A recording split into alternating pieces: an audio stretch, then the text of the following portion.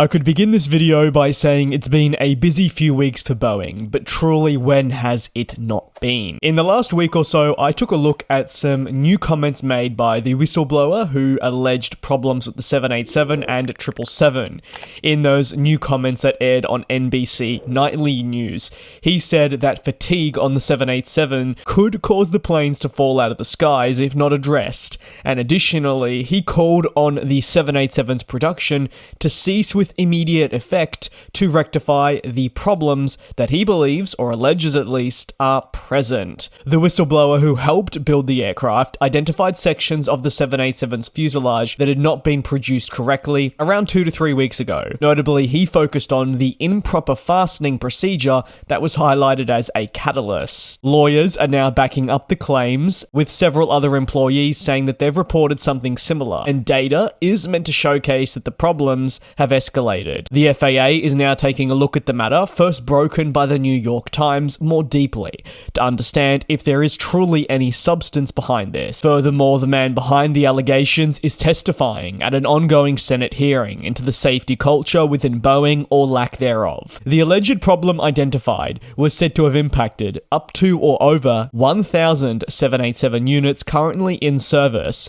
However, since the claims came to light, Boeing has strongly denied them. Additionally, further investigations undertaken by Boeing are said to support their side. They've identified that the 787 jets have undergone heavy maintenance as part of their routine life cycle, and there were no signs of fatigue cracking under, again, a heavy maintenance check. Boeing has really stood firm since these allegations emerged, claiming that it builds quality aircraft and has released statements on several occasions confirming the 787 is a safe aircraft to fly on.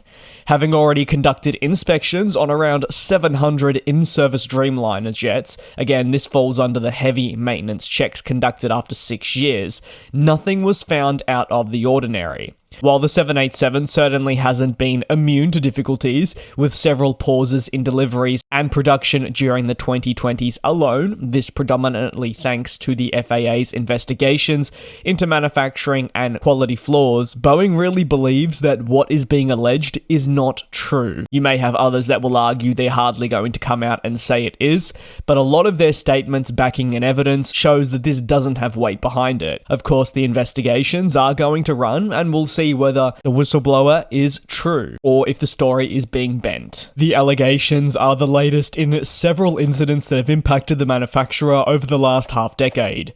Seemingly with each latest allegation, or let's just say confirmed problem, Boeing's difficulties spiral further out of control.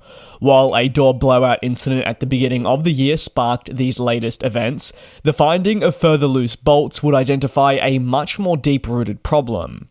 All these problems indicate something that Boeing just can't seem to wiggle itself out of. That is the lack of a safety culture that now the FAA are investigating, and even more so as higher-ups in the corporate world continue asking the question of how do quality slips occur so frequently. Several executives we know have announced their immediate or upcoming resignation as part of not just the first, but hopefully the last board shuffle in response to the worsening situation. So what are your thoughts on it? I know there'll be a lot to discuss down below in the comments, but you've got allegations on one hand that say that there is something wrong with the 787 from a production standpoint, this by a former Boeing engineer, and on the other side you've got Boeing themselves, who have said that heavy maintenance checks have taken place on a lot of the 787s and there was no evidence of fatigue present. Let me know down below. Thanks a lot for your support, take care, do be safe, and I'll see you tomorrow.